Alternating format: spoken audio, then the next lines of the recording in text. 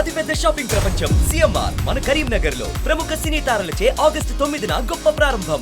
నమస్తే, నేను Keshav. Welcome to Suman TV. ఆంధ్రప్రదేశ్లో ప్రభుత్వ పథకాల పేరు మార్పు ఇప్పుడు ఒక సంచలనాంశంగా మారుతుంది. అలానే మహనీయులకు సంబంధించినటువంటి పేర్లు పెట్టడం, చరిత్ర పురుషులుగా చరిత్రలో ఎన్నటికీ గుర్తుంచుకోదగినటువంటి వ్యక్తుల పేర్లు పెట్టడం అనేది ఆసక్తికరంగా మారింది. అందులో ముఖ్యమైనటువంటి పేరు ఆంధ్రుల అన్నపూర్ణగా పేరొందినటువంటి డొక్కా సీతమ్మ పేరు. ఆమె పేరు పైన పథకాన్ని పెట్టాలి అనేటువంటి ఆలోచన గతంలోనే జనసేన అధినేత పవన్ కళ్యాణ్ చేశారు. దానికి సంబంధించినటువంటి ప్రకటనలు కూడా చేశారు. ఇప్పుడు అధికారంలోకి వచ్చిన తర్వాత దాన్ని అమల్లోకి తీసుకొచ్చినటువంటి పరిస్థితి. మనతో పాటు డొక్కా సీతమ్మ కుటుంబానికి సంబంధించి 6వ తరం వారసులు పవన్, ఆయన భార్య సౌమ్య ఉన్నారు. అసలు డొక్కా సీతమ్మ గారి జీవితం ఏంటి, విశిష్టత ఏంటి, వారిని గుర్తించడంలో ఇంత జాప్యం జరిగిందా, లేదంటే ప్రభుత్వ పరంగా వారి కుటుంబానికి ఏమైనా ప్రత్యేకమైన గుర్తింపు లభించిందా? ఈ అంశాలను తెలుసుకునేటువంటి ప్రయత్నం చేద్దాం. పవన్ గారు నమస్తే. సౌమ్య గారు మీకు నమస్కారం. మీ ఫ్యామిలీ నుంచి అంటే ఒక ప్రభుత్వ పథకానికి పేరు పెట్టడం అనేది గొప్ప వరంగా చూడాల్సి ఉంటుంది. సో డొక్కా సీతమ్మ గారు చేసినటువంటి సర్వీసెస్ గురించి ఇప్పుడు మనం కొత్తగా చెప్పాల్సిన అవసరం లేదు. బట్ దానికి ఈ జనరేషన్లో గుర్తింపు రావడాన్ని మీరు ఏ విధంగా చూస్తున్నారు? అదైతే చాలా సంతోషమైన విషయం సార్ అది. ఎందుకంటే పవన్ కళ్యాణ్ గారు ముఖ్యంగా ఆ పేరు పెట్టడం అంటే మెయిన్ క్యాంటీన్ క్యాంటీన్ ఇప్పుడు ఎలా ఉంది దాన్ని అలాగే అసలు అన్నపూర్ణ దేవిగా పేరొందిన సీతమ్మ గారిని పేరు పెట్టడం అనేది చాలా సంతోషకరం. ఎందుకంటే ఆవిడ పార్టీ పెట్టినప్పుడే ఆయన ఆ పేరు అనుకున్నారు. అలాగే పథకాలకి ఆ రకమైన పేర్లు పెట్టడం అనేది చాలా సంతోషకరం. ఎందుకంటే నేను వచ్చే జనరేషన్స్కి అయినా భావితరాలకి అది చాలా తెలుసుకోవాలి, ఇన్స్పిరేషన్గా ఉంటుంది. సో అది చాలా గొప్ప విషయం. కానీ మీకేమైనా మీతో ఏమైనా మీ ఫ్యామిలీతో ఏదైనా ఇంటరాక్షన్ కానీ ఈ పేర్లు పెట్టాలని అనుకునేటువంటి టైంలో ఆయన చాలా కాలం క్రితం కూడా చెప్పారు డొక్కా అంటే మన తెలుగు నేలపైన గొప్ప వ్యక్తులుగా ఉన్న వాళ్ళ పేర్లు అని ప్రస్తావిస్తూ ఉదాహరణగా చెప్పారు. అవును సార్. సో మీ ఫ్యామిలీతో దీనికి సంబంధించి ఏమైనా చర్చలు కానీ సంప్రదింపులు కానీ జరిగినాయా? సంప్రదింపులు అంటే నాకు తెలియలేదు సార్, నాకు తెలిసినానికి. కానీ ఆయన ఒక్కసారి వస్తానని చెప్పారు. అప్పుడు ప్రచారం టైంలో వస్తానన్నట్టుగా వచ్చి అన్నారు. కానీ పాప ఆయనకి ఒంట్లో ఒకసారి ప్రచారం చేసిన ఒంట్లో బాగలేక పవన్ కళ్యాణ్ గారికి ఆయన కుదరలేదు, షెడ్యూల్ కుదరక రాలేకపోయారు పాపం. సో మేబీ ఫ్యూచర్లో ఏమైనా అఫీషియల్గా ఏమైనా వచ్చి ఉంటే అవకాశం ఉండొచ్చేమో అని అనుకుంటున్నాను. రైట్. సౌమ్య గారు మీరు ఏమంటారు? మీ ఫ్యామిలీలో అంటే ఆ ఫ్యామిలీలోకి మీరు వెళ్ళారు. సో ఈ క్రెడిట్, ఈ గొప్పతనం ఇప్పుడు అన్ని పత్రికల్లో, మీడియాలో అన్నిట్లో కూడా డొక్కా సీతమ్మ గారి జీవిత చరిత్ర గురించి విస్తృతమైన చర్చ జరుగుతుంది. మీకేమనిపిస్తుంది? నేను ఇంట్లోకి వెళ్ళడం అదృష్టం అనుకుంటానండి. ఎందుకంటే అన్నపూర్ణాదేవి దగ్గరికి వెళ్ళాలి అంటే భాగ్యం ఉండాలి అనే అన్నారు. వచ్చింది, పేరు వింటూ వింటూ పెరిగారు. నేను కూడాను మా ఊర్లో, మా స్వస్థలమైన కాకినాడలో కూడా చాలాసార్లు చూస్తూ ఉంటాం మేము. మాకు ఊర్లో విగ్రహాలు పెట్టినప్పటి సంబంధం వచ్చిన దగ్గర నుంచి పేరు గురించి తెలుసుకుంటూ, ఆవిడ గురించి తెలుసుకుంటూనే వస్తూ అంటే మీకు పెళ్లి సంబంధం వచ్చినప్పుడే తెలుసా వారి ఫ్యామిలీ? అంతే అండి. అంటే ఇంటి పేరు గురించి నుంచి అబ్బాయి పేరు చెప్తారు కదా, అప్పుడు ఇలా డొక్కా సీతమ్మ గారికి సంబంధించిన 6వ తరం వారు అని చెప్పారు.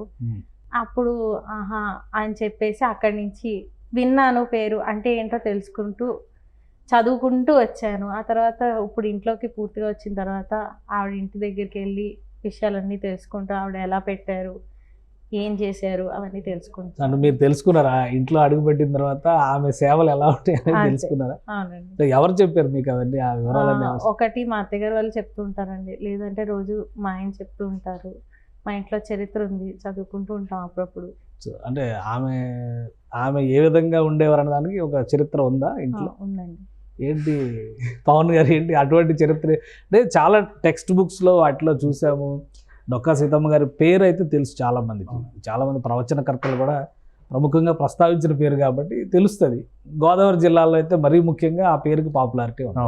సో ఆమె చరిత్ర ఇది అని స్పష్టంగా చెప్పేటువంటి ఆధారాలు కానీ, దానికి సంబంధించినటువంటి వస్తువులు కానీ మీ దగ్గర పర్టికులర్గా ఏమున్నాయి? వస్తువులు అంటే అండి, ఇల్లు అయితే అలాగే ఉందండి. సో నేను పుట్టిన పెరిగింది కూడా అదే ఇంట్లోనండి. పెరిగింది కూడా, చదువుకుంది అక్కడ లంకల గన్నవరంలోనే. ఆ తర్వాత కూడా అండి మేము ఇంకా కొంచెం అది ఒక 150 ఏళ్ళ ఇల్లు కాబట్టి శిథిలావస్థ వచ్చినప్పుడు మా పెద్దనాన్నగారు, మా నాన్నగారు అండి, మిగతా కుటుంబీకులు, సీతమ్మ గారు వారసులు కుటుంబీకులు అందరూ కూడా ఒక తాటి మీదకి వచ్చి ఒక అనుకుని మాట అనుకుని దాన్ని మళ్ళీ రీమోల్డింగ్ చేశారండి ఇల్లంతా.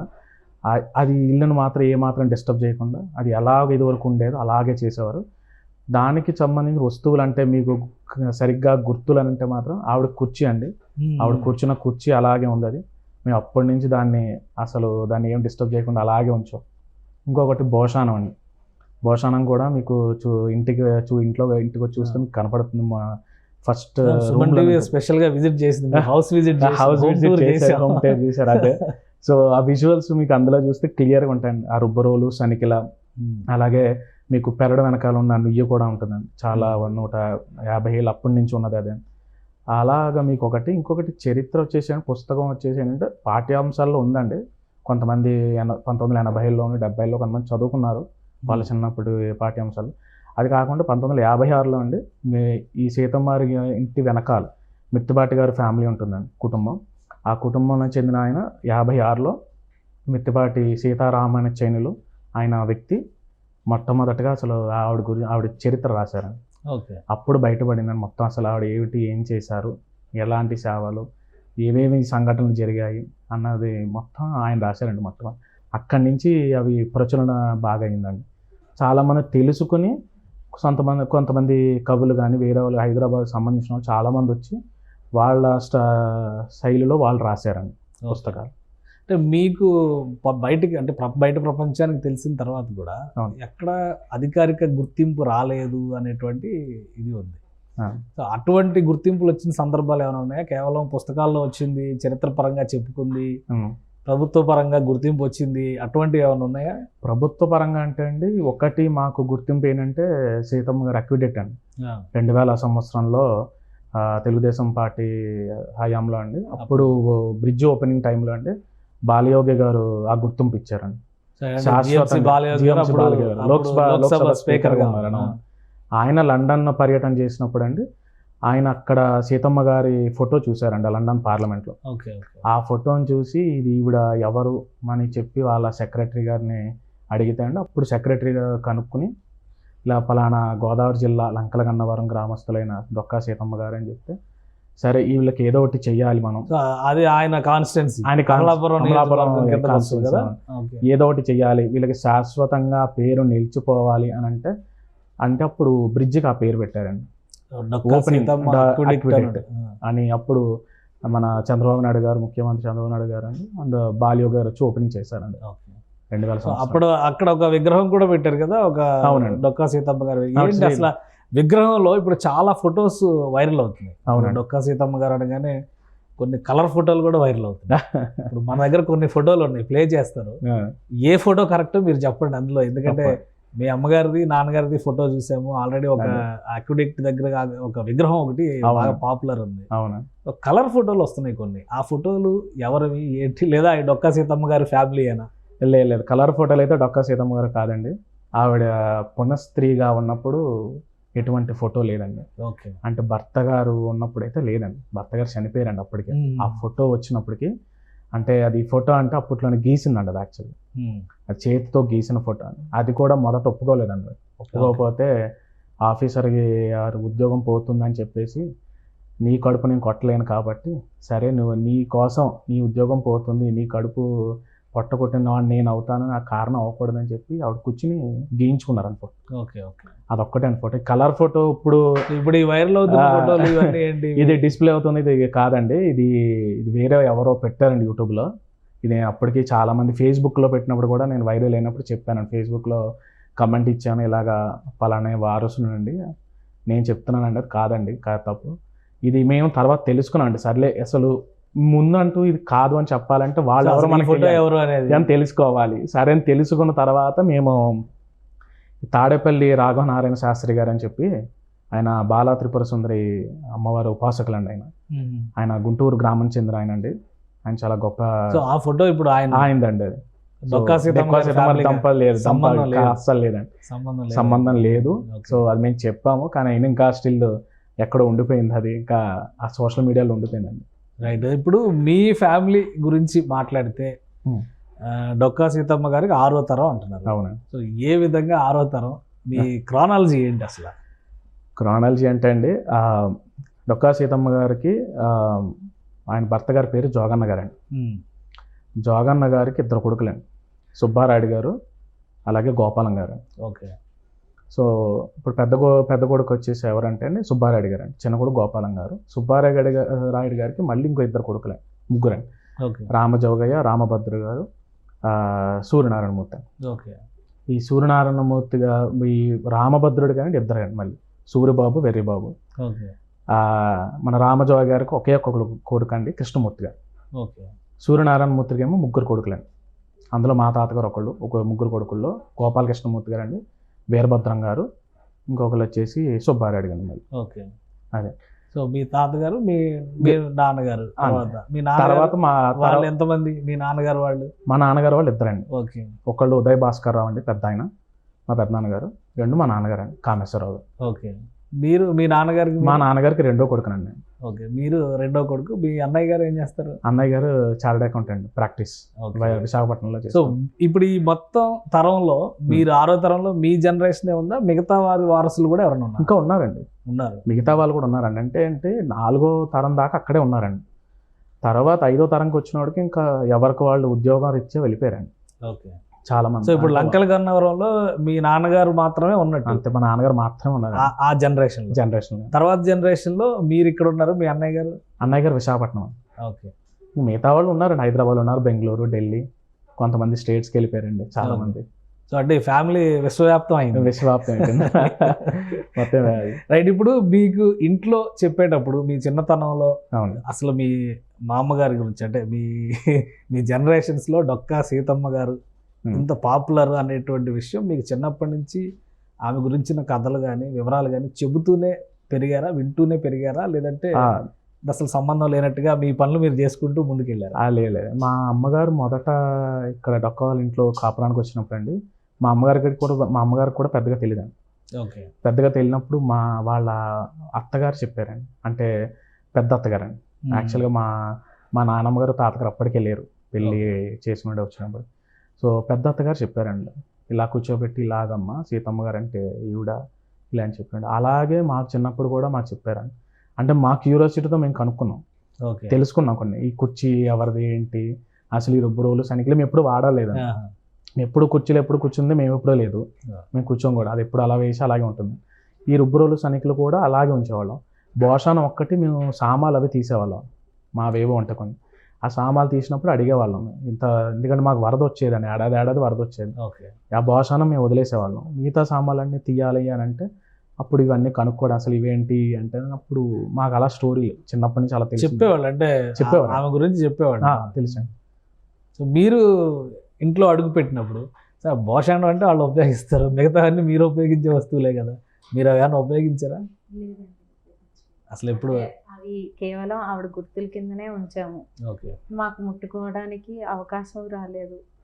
చూడాలి, సో మీరు రేపు పొద్దున ఏమైనా వస్తుందేమో చూడాలి. అంటే అసలు ఇప్పుడు ఆ ఇంటి దగ్గర ఇల్లు స్వరూప స్వభావాలు మార్చారు.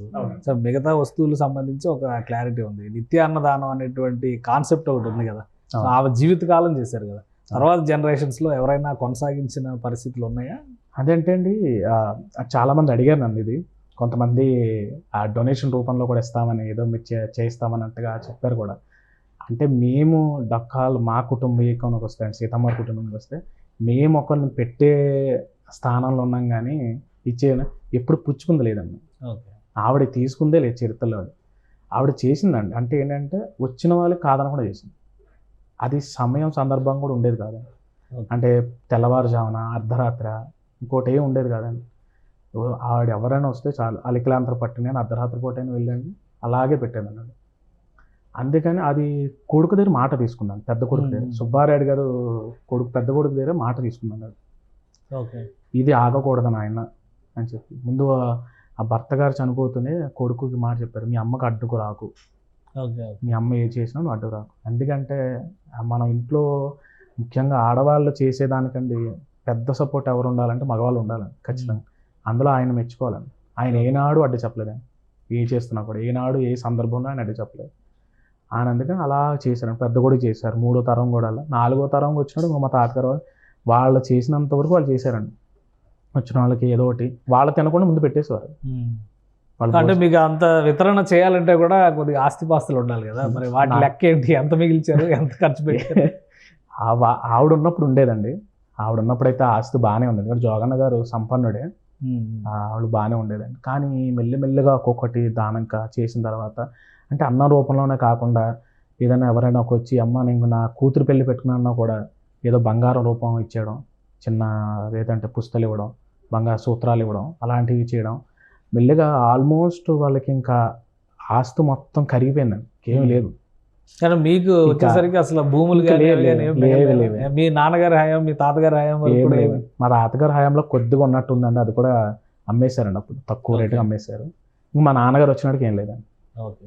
సో మీరు ఇంట్లో ఉన్నటువంటి వస్తువులన్నీ ఓకే, కానీ చెక్క కుర్చీ, భోషాణ ఇవన్నీ కూడా 100 ఏళ్ళు దాటిపోయినాయి అవునండి, హిస్టరీ కదా, ఎలా వాటిని ప్రొటెక్ట్ చేసుకుంటూ వచ్చారు? అది చెప్పాలంటే మా తాతగారు మా నాన్నగారే చేశారండి నా చేసినకి. ఎందుకంటే అది ఎవ్రీ టైమ్ దాన్ని ఏమంటారు పాలిష్ పెట్టడం కానీ ఇట్లాగా, అది ఆ ప్రొటెక్షన్ అలాగా ఆయన వాళ్ళే చూసుకున్నారు మా పెద్దవాళ్ళు. ఎప్పటికప్పుడు ఎప్పటికప్పుడు జాగ్రత్త తీసుకోవడం.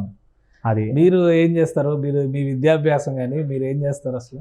నేను నా విద్యాభ్యాసం విజయవాడలో అయ్యిందండి. నేను కాస్ట్ అండ్ మేనేజ్మెంట్ అకౌంటింగ్ చేశాను, ప్లస్ కామర్స్ బీకామ్ చేశానండి. ఓకే. అండ్ నేను 2016లో కాగ్నిజెంట్ టెక్నాలజీస్లో ఫస్ట్ జాయిన్ అయినండి. ఆ తర్వాత 2020లో అప్పుడు ప్రజెంట్ స్విస్ బ్యాంక్లో చేస్తున్నాను, ఓకే, ఫినాన్షియల్ కంట్రోలర్. సో హైదరాబాద్లోనే ఉంటారు? హైదరాబాద్ నుంచే చేస్తారు? హైదరాబాద్ నుంచి. మీరండి, మీ విద్యాభ్యాసం కానీ అరేంజ్డ్ మ్యారేజ్ అన్నా? మాది అరేంజ్డ్ మ్యారేజ్ అండి. నేను గీతం యూనివర్సిటీ వైజాగ్లో ఎంఎస్సి మైక్రోబయాలజీ చేశానండి. ఓకే. ప్రస్తుతానికి ఖాళీగా ఉన్నాను. ఓకే, ఇంట్లో ఉన్నారు. ఇంట్లోనే. సో ఇప్పుడు ఈ స్టోరీ అంతా విన్న తర్వాత గవర్నమెంట్లు డొక్కా సీతమ్మ గారి పేరు మీద పథకాలు పెట్టడం, క్యాంటీన్లు పెట్టడం, వీటన్నిటి గురించి వస్తున్న తర్వాత మీకు ఏమనిపిస్తుంది? అంటే గవర్నమెంట్ వరకు అయితే మాత్రం ఇలా పేర్లు పెట్టడం వల్ల మేము అలాగే సర్వేపల్లి రాధాకృష్ణ గారి గురించి కానీ ఇంకోళ్ళ గురించి కానీ అలా అయితే సరే ఈ పేరు విన్నాము కాబట్టి వీళ్ళ గురించి ఏంటి అన్నది తెలుసుకోవాలనుకున్నాం. అలాగే ఇప్పుడు ఈ పేర్లన్నీ వింటుంటే మా తర్వాత జనరేషన్స్ వాళ్ళు కూడా ఈ పేరు ఏదో ఉంది కదా అంటే ఎవరు ఏంటి అనైనా తెలుసుకుంటారు, కొంచెం హిస్టరీ తెలుస్తుంది, వీళ్ళకి కూడా కొంచెం మంచితనం ఏమైనా రావచ్చు అని అవకాశాలు అంటే ఉంటాయి. డొక్కా సీతమ్మ గారు అంటే గోదావరి జిల్లాలో బాగా పాపులర్ అని, ఇప్పుడు రాష్ట్రం అంతా పాపులర్ అయ్యారు అనుకోవచ్చు. అంతే అండి. మీరేం చెప్తారు అందరూ అంటే వింటారు. గవర్నమెంట్ పేరు పెట్టే క్రమంలో వారసుల్ని గుర్తించడం ఇట్లాంటివన్నీ కూడా జరుగుతూ ఉంటాయి. సో మీకు అటువంటి ఐడెంటిటీ ఏమైనా వచ్చిందా? ఇప్పుడు అల్లూరి సీతారామరాజు గారు వారసులు అనగానే ఒక ఐడెంటిటీ ఉంది, ఎక్కడో ఎప్పుడో తరం. ఇది అల్లూరి సీతారామరాజు గారు కూడా మీతో పాటే లెక్కేసుకోవాలి, ఎందుకంటే ఆయన కూడా 1920 ఆ టైంలో జరిగినటువంటి ఉద్యమం కాబట్టి. అన్నమాచార్య వారసులను కూడా గుర్తిస్తున్నటువంటి పద్ధతి ఉంది మనకి. సో మీకు అటువంటి గుర్తింపు ఏదైనా లభించిందా, లేదంటే మేము డొక్కా సీతమ్మ గారి వారసులను క్లెయిమ్ చేసుకోవడం వరకే మిగిలిందా? క్లెయిమ్ అంటే ఏం లేదండి, అంటే అది తెలియదేం కాదండి అందరికీ. సో మాకంటూ అది ఇల్లు ఉంది, సో మా కుటుంబీకులు ఉన్నారు. అంటే మేబీ ఎవరో కుటుంబాలు లేక ఆ ఇల్లు అయ్యో మనం వదిలేసాము, శిథిలావస్థకు వచ్చేసింది, ఎవరో పట్టించుకోవట్లేదంటే మేమేమైనా వచ్చి మేము కొంచెం అయ్యో సరే మాది అని గుర్తించడానికి అడుగుతాం. సో మాకంటూ నా విషయానికి ఐడెంటిటీ మాకు ఆల్రెడీ ప్రజలు ఇచ్చేశారు, ఆల్రెడీ చుట్టుపక్కల వాళ్ళు మాకు ఆల్రెడీ ఇచ్చారు. కాదనడానికి అది కూడా స్కోప్ ఎవరికి లేదు. అది సో పథకం ప్రారంభం టైంలో అంటే క్యాంటీన్లు ప్రారంభిస్తారు అంటున్నారు. అవునా, పవన్ కళ్యాణ్ గారు వస్తా అన్నారు అని మీరు ఇందాక చెప్పారు. అవునండి, ఇప్పుడు నాకు తెలియదు మరి. సో అటువంటి వాటి మీద ఏమన్నా అఫీషియల్ కరస్పాండెన్సెస్ ఏమన్నా జరిగినాయా మీతో కానీ మీ పెద్దలతో కానీ? మా పెద్దలతో ఏమో నాకు తెలిసినందుకు లేదనుకుంటండి, నాకు తెలిసినందుకు లేదు, అయితే కరస్పాండెన్స్ అయితే లేదు. అంటే అటువంటి పేర్లు పెడితే బాగుంటుంది అని ఆయన ఆలోచన నుంచి. మీరేం ఎక్స్పెక్ట్ చేయట్లేదా ప్రభుత్వ పక్షాన కానీ మీరు కానీ మీ ఫాదర్ కానీ ఏమి ఎక్స్పెక్ట్ చేయట్లేదా? అంటే ఈ గుర్తింపు చాలని అనుకుంటున్నారా? మాకు పర్టికులర్గా మాకైతే పెద్దగా ఇది లేదు సార్. అది మాకు ఉన్నది ఆ ఇల్లు ఉంది, అది చాలు మాకు, అంతకంటే ఆమె వారసులు అనేటువంటి పేరు చాలని చెప్పాలి, అంతకంటే మాకు భాగ్యం ఇంకా లేదు. ప్రభుత్వ పరంగా ఇప్పుడు కార్యక్రమం మధ్యాహ్న భోజన పథకం అవును సార్ స్టార్ట్ అయింది, ఆల్రెడీ జరుగుతుంది. స్కూళ్ళల్లో అన్నింటిలో కూడా బోర్డ్స్ మెనూస్ అన్ని రాస్తున్నారు చాలా క్లియర్గా. సో నెక్స్ట్ క్యాంటీన్స్ మొదలు పెడతారనేటువంటి మాట చెప్తున్నారు. ఇంకా డొక్కా సీతమ్మ గారి సర్వీసెస్ విషయంలో కానీ ఆమె వితరణ గురించి కానీ భవిష్యత్ తరాలకు తెలియాలంటే ఏం చేస్తే బాగుంటుందని మీరు ఫీల్ అవుతున్నారు? అంటే ఇది ఆల్రెడీ అయితే అండి, ఇందులో చాలామంది కూడా అండి మెయిన్ బుక్స్ పబ్లిష్ అనేది బాగా జరిగిందండి. అంటే రీసెంట్ టైమ్స్లో నేను కోవిడ్ టైంలో ఉన్నప్పుడు కానీ అంటే చాలామంది వచ్చేవారు. మేము కోవిడ్ టైంలో నేను వర్క్ ఫ్రమ్ హోమ్ అక్కడే చేసేవాడిని. సో చేసినట్టు చాలామంది వచ్చి కూడా కొంతమంది హైదరాబాద్ నుంచి ప్రముఖ కవులు కానీ ఎవరైనా రచయితలు వచ్చి వాళ్ళ రీతిలో వాళ్ళు పుస్తకాలు రాశారండి, కథనం. అలా చేసి పుస్తకాలు పంపిణీ చేస్తున్నారండి. ఇప్పుడు నా వరకు ఏంటంటే తెలియాలి అంటే ద బెస్ట్ వే ఏంటంటే ఒకటి ఎలాగా సోషల్ మీడియా ఎలాగా అవుతుంది, ఇంకొకటి ఏంటంటే ఈవిడ చరిత్ర అట్లీస్ట్ పాఠ్యాంశంలో పెడితే చాలా బాగుంటుంది నా ఉద్దేశం. ఇంకా బాగా అర్థమైంది. బాగా చిన్నపిల్లలకు బాగా అర్థమవుతుంది, వచ్చే జనరేషన్ వాళ్ళకి అర్థమవుతుంది. ఆ పిల్లలకి ఏంటంటే ఇవాళ రేపు అంతా టెక్నాలజీ బేస్ మీద టెక్ మీద వెళ్తుంది, కానీ ఇవి కూడా స్టడీ కూడా కొంచెం తెలియాలి అని అంటే మాత్రం ద బెస్ట్ వే అయితే బుక్స్, స్కూల్ బుక్స్లో అయితే పెడితే ఇంకా బాగుంటుంది. ఒక పాఠ్యాంశం కింద 2 లైన్ల కింద పెట్టి చెప్తే బాగుంటుంది అనేది నా ఉద్దేశం. సో మీరేమనుకుంటున్నారు, ఎలా చేస్తే ఇంకా ఆమె గురించి భవిష్యత్ తరాలు తెలుసుకునేటువంటి అవకాశం ఉంటుంది, ఇంకా ఎక్కువ పరిశోధనలు జరిగే అవకాశం ఉంటుంది, మీకు ఎలా అనిపిస్తుంది? అంతే అండి, లెసన్స్లో చాప్టర్స్ కింద పెట్టాలి, అన్ని లాంగ్వేజెస్లోకి మార్చి మరి పెడుతూ, అవి ఒక మారల్ స్టోరీ బుక్స్ మనకి పంచతంత్ర అవి ఇంతకుముందు వచ్చేవి, అలా మారల్ స్టోరీస్ కింద చేయొచ్చు. అలా చేస్తూ కంటిన్యూస్గా పేరెంట్స్ అన్న వాళ్ళు వెనకాలే చెప్పడానికి ఆప్షన్ కింద ఇస్తే బాగుంటుంది అనిపిస్తుంది. అంటే ఈ మధ్య ఈ ట్రస్ట్లు అవి వస్తున్నాయి కదా, అన్నదాన ట్రస్ట్లు అట్లాంటివి వస్తున్నాయి కదా, మరి డొక్కా సీతమ్మ గారి పేరు మీద అలాంటి కాన్సెప్ట్ ఏది మీరు తీసుకునే ఆలోచన చేయట్లేదా? యాజ్ ఆఫ్ నా అయితే మా పెద్దలకు కానీ మాకు కానీ ఎవరికి లేదండి ఆలోచన, అంటే ట్రస్ట్ వరకు లేదండి మాకు ఆలోచన. మీరు ప్రభుత్వం చేసేదానికి సహకారం అందిస్తారు తప్పకుండా. థ్యాంక్ యూ పవన్ గారు, థ్యాంక్ యూ అండి సౌమ్య గారు. ఇది డొక్కా సీతమ్మ గారి చరిత్ర భవిష్యత్ తరాలకి తెలియజెప్పాల్సినటువంటి అవసరం ఉందని ఆ కుటుంబీకులు భావిస్తున్నారు. అదేవిధంగా ఇది 6వ తరం అయినప్పటికీ కూడా ఆమెకు సంబంధించినటువంటి స్మృతుల్ని కాపాడుకోవడం ద్వారా భవిష్యత్ తరాలకి స్ఫూర్తినివ్వాలని భావిస్తున్నారు. ప్రభుత్వం తీసుకున్నటువంటి నిర్ణయం ఇన్ని సంవత్సరాల తర్వాత డొక్కా సీతమ్మ సేవలకి ఒక ప్రత్యేక గుర్తింపుగా వారు భావిస్తున్నారు. అదేవిధంగా రాష్ట్ర ప్రభుత్వం ఈ పేరు పెట్టడం వెనకే ఒక అద్భుత విజయాన్ని సాధించినట్లుగా పవన్ చెప్తున్నారు. ఇది స్పెషల్ డిస్కషన్. Keep watching.